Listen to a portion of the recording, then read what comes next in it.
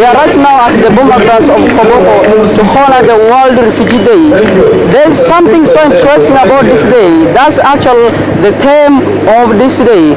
The theme is actually talking about solidarity. So as we keep you updated on the events that are going to take place here, you'll be able to know more about the theme of this occasion. So actually the first thing that we had was the arrival of different government officials from their various offices. People like the RDC, the mayor, people like Naham Medina, and so many others to mention. So you keep on LightTheWorld as we take you to the programs that are taking place. Keep on LightTheWorld. In Romans chapter 12 and verse 15 through 18, it says, "Rejoice with those who rejoice, mourn with those who mourn, live in harmony with one another. Do not be proud, but be willing to associate with the people of low position, especially the refugees. Do not be conceited. Do not repay anyone evil for evil. Be careful to do what is right in the eyes of everyone.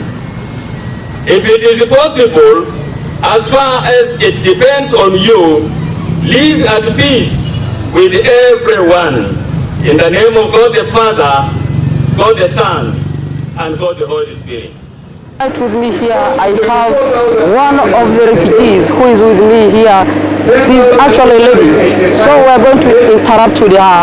You're going to listen from the interruptions between me and her. So my dear lady, you're welcome to be here with us. My name is Fallon Aikoro, Congolese by nationality, refugee in Uganda. Wow, you've heard from her. That's her name. So Aikoro, as being a refugee, today is actually your day. We are celebrating it here in Koboko particularly. So, in which camp do you particularly live in? I live in Reno camp, particularly in Simbili. I've been there for some 5 years, but after some challenge, I decided to come to stay in town as an urban refugee. Okay, as you've been there, living with the people in that community, how has been the treatment there? We really thank so much the government of Uganda for hosting us as refugees in Uganda. Then we really appreciate what they have done much so far to us. We know there is a challenge, but we are still grateful for the government of Uganda, because to host someone and being a refugee is not by choice, but we decide to what is happening in our country. It is what made us to come in Uganda. So for that one, we are so grateful, and we thank the government of Uganda. We thank the President, His Excellency Yoweri Kaguta Museveni, for hosting us refugees. We feel comfortable, and I really thank him because of the peace. If it was that in our country we have peace, we could not come in Uganda. Just because of lack of peace, now it has made that, and there is no segregation in Uganda. We as refugees, we are here, we are living here in Uganda, but there is no segregation. When there is activity, we participate as refugees. They have never left us behind. Thank you. Okay, thank you very much. You actually said something very important that I actually love it. You said it's not a choice to actually become a refugee, but all of a sudden you're now a refugee here in Uganda, where we are honoring the day today. Are there some challenges that you face when you've been here in Uganda particularly? To the government, there is not too much challenge, but the challenge has been since the war everywhere in the world. Now UNHCR is not able to help all the refugees how it's supposed to be, how we have been getting services before, but the small we are getting, we will appreciate it. It's not much good, but we just thank God and we appreciate that. Okay, as you've appreciated being here in Uganda as a refugee, which other nice message would you want to pass to the other refugees that are in other parts of the country? My message to my fellow refugees will be, let us be in peace, in harmony, to take the rule and the regulation, the one of the law, to respect the law, because if you respect the law, you will not get any problem. You have to respect that, and you appreciate what you are getting, and you stay in peace. This is what I advise my fellow refugees to get. Yeah, thank you very much, my brother. By name, you can call me Jean-Luc Boslelo Fox. Yeah, I'm a refugee from Congolese. I'm Congolese by nationality, so I'm from Rhino Camp, especially at Ariaze settlement. Yeah. Okay, thank you very much. You've heard enough from him. That's not the end. Actually, the next question to you is, how do you actually feel about this day as being a refugee? You know, this day of day, according to me, it is like a remembrance. You know, behind our life there is a big story. So when we reach in Uganda here, so we have find a peace. But when I see where I come from, there is a big story. So from today, so we just remember where we come from. Okay, it's so interesting. You said there is a big story behind this. Could you please tell us that story and we get to know it? You know, I'm from Congo. I think everybody knows what is happening in Congo. So we have taken many years up to now. Since the fall of the President Mobutu up to now, there is no peace in Congo. So war is everywhere. That's why you see there are so many Congolese around here in Uganda. Okay, you said there is no peace in Congo. Does it mean that the peace here in Uganda is maximum up to your expectation that you need to live? Yeah. What I can assure you, Uganda is a peaceful country, because without peace we cannot stay here. Wow, thank you very much. I think we have heard enough from him. So as you keep on watching to us, we are going to keep you updated on the events that are taking place here. Keep on Lighter TV.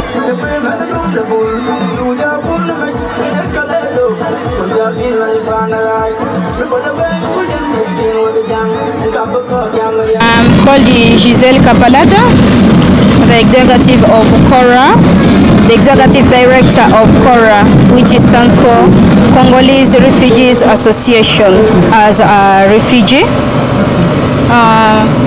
being a refugee, it's not a choice, it's by condition.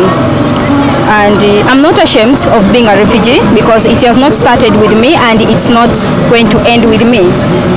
What I'll say about the Uganda government for recognizing and celebrating this date with us, it really makes us happy, because we feel that we are recognized and we are valued. Because in other countries, refugees are not recognized. But with the Uganda, it's really very different. We are given freedom. We have freedom to speak our minds. We have been given freedom to implement our rights, whereby I feel that Uganda is a very special country for the solidarity, the coexistence. For sure, I really don't know what to say, because I'm just too happy the way Uganda government treats us as refugees. Right now, I have one of the icons of Koboko Municipality, or Koboko at large, whom we are going to interact with him. You're going to listen or to get whatever he's going to say. But I'll chip him in. So I actually have a Right Honorable Lemeriga Sabino, who is right here with me. So Mr. Lemeriga Sabino, today, you know, we are celebrating the World Refugee Day in Koboko. And then, as being one of the icons of Koboko, actually this day has a theme that is actually showing what's called liberation. Could you please tell us, in your own understanding, the meaning of liberation? And then at also the same time, you pass a nice message to the world about having this day, how significant this day is to the refugees and the entire nation. So you're welcome. Thank you very much. My name is Lemeriga Sabino. Once again, I am the mayor of North Division, but also aspiring as the mayor of Koboko Municipal Council. Today we have a wonderful theme, solidarity with the refugees. And this is a theme that is chosen worldwide to commemorate this day. Why do you have to commemorate this day of refugees? It is just a reflection of knowing how much we have moved and what best strategies can we put in order to come out of this bondage. Of course, the word refugee means that something somewhere is missing and you are not comfortable at all. We are aware that we have different types of refugees within Koboko municipality. Refugees from Congo, Democratic Republic of Congo, refugees from South Sudan, and others even from Somalia. All of them are within the municipality. I must say that where they are with us, number one, I want to thank the President of Uganda for his open door policy to the refugees, that they can stay here, they can do business, they can even do their farming without another hindrance. So now this is what we as leaders of the municipality are looking towards, and in Koboko, that let these refugees continue to integrate with us in the community. They should be able to do businesses, they should be able to even do farming, even if at a smaller scale. We should be able to live together with them, because that signifies a sign of solidarity. Moses Akuma Odims. I'm the Executive Director of WENDA, which is the local government association of West Nile region. Today is a day that we stand together in solidarity with our brothers and sisters who are refugees and migrants whom we host in this region. And this is a day, as a country, we demonstrate our inclusive and progressive policy that allows refugees to enjoy levels of freedom to participate in affairs of this country, especially decision making, and where we also allow them to integrate and feel included in society and enjoy the peace and harmony that we have in this region. Now, in a very, very special way, this day is very, very important because we celebrate the resilience, the hope, and the oversight that government has over the refugees in this region. And so celebrating this day is we come together with the refugees to tell their story, because most of the refugees we have a lot of stories to tell. Stories of losing their dear ones, stories of having psychosocial challenges, stories of missing opportunities. And while we celebrate this today, it's also very important that we use it as a platform to reach out to the global world, UNHCR and all the other development partners, not to run away from the responsibility of supporting this country in hosting the refugees. Why? Because we are now, with our policy, we host the refugees here, but there is a lot of pressure the refugees exert on our environment, they exert pressure on social and economic activities of this country, especially on social services like education, health, and even water and sanitation. Now, the pressure on this requires additional support that this country needs to receive, because we don't know when the refugees will return. And of course, at a time like this, we would like to appeal to the world to continue supporting Uganda so that we can be able to address the needs and the concerns of the refugees. Of course, some of you might have heard recently there are refugees that are hanging themselves. They are dying because there's no food ration that is being provided for some of them. Most of them now are leaving the settlements.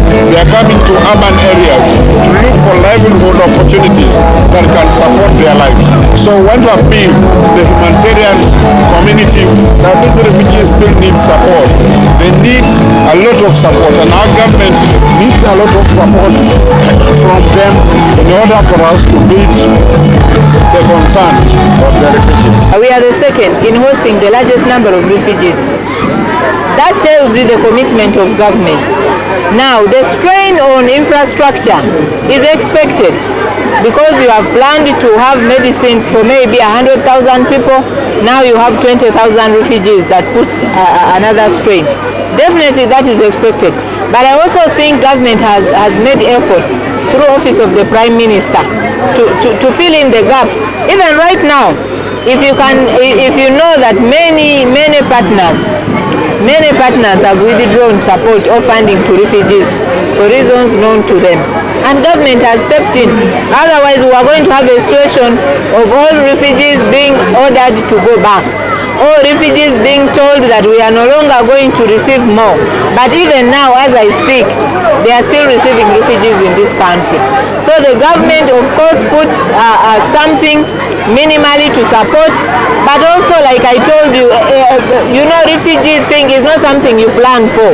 War is not well planned for that. Okay, next year we are going to have war, therefore it should be part of our budget.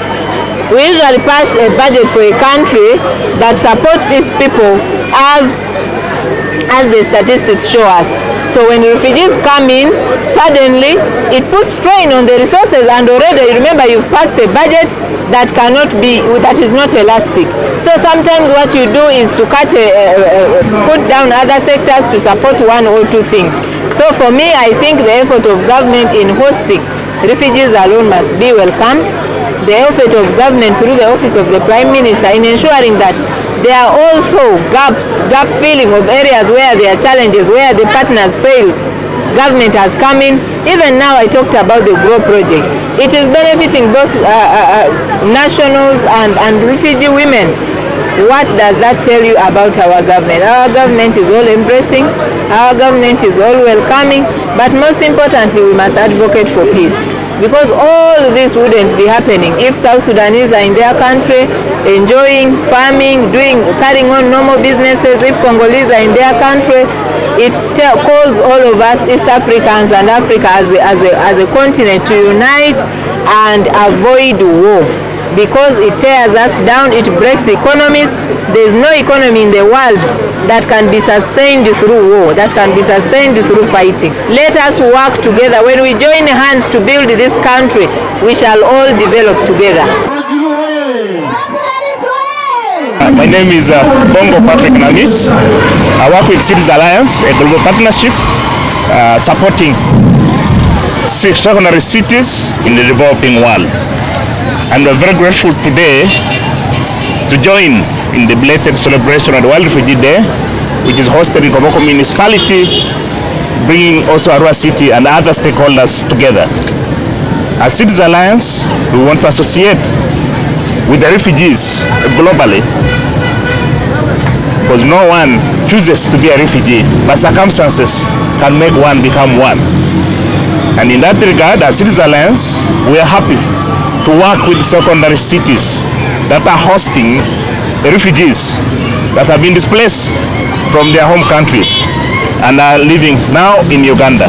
And specifically, Cities Alliance is supporting Arua City Council and Koboko Municipality to address issues of displacement, refugee and migration.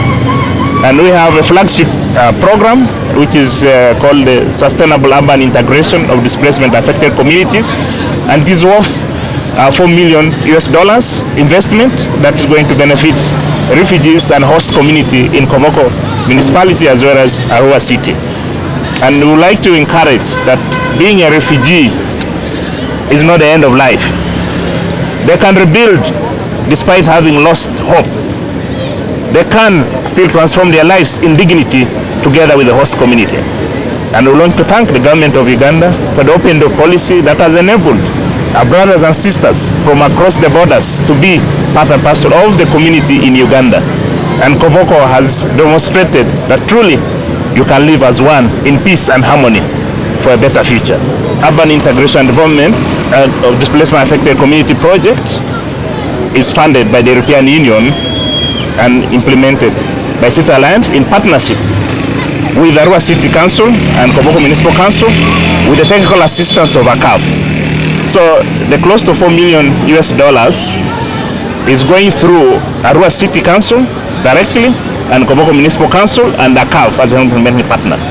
So refugees and host communities will benefit from this multi-sectoral urban response to displacement through improvement in education, in health services, in livelihood, and legal assistance to refugees who have self-settled in Arua City as well as Koboko Municipality. So the young people who are refugees will be able to access quality education in the schools that are already existing in these two localities. Besides that, they are going to benefit from holistic skills training, which is targeting those who have not had opportunity to advance in terms of formal education. So the skilling is going to enable them acquire the appropriate skills that can enable them integrate meaningfully in the urban areas in Koboko as well as Arua. And this has been made possible because of the generous support from the European Union. And we are grateful that Koboko Municipality is going to implement, building on the success of the EUTF that was implemented in 2020 up to 2023. And now the SUDAC is scaling up what has already succeeded in Koboko. While Arua City has come on board under SUDAC and is also going to pilot this very project. And we're hopeful that in the sub-Saharan Africa, where the project is implemented in 5 countries, that is Uganda, DR Congo, Ethiopia, Somalia, and the Sudan, in 9 secondary cities, it will be able to impact meaningfully on the refugees and the host community. I would like to emphasize to the host community and refugees that life is much better if they live in harmony and in peace with each other. The refugees that are being hosted in Koboko and West Nile and Uganda, being here is not by their own making, but because of circumstances that are posted. So while they are here with us, let's look at them as brothers and sisters.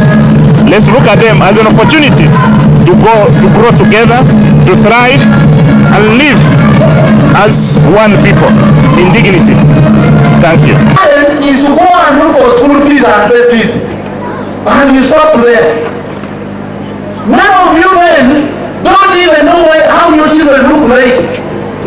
Some of you get to know that this is not my child when you got malaria and you will not go away.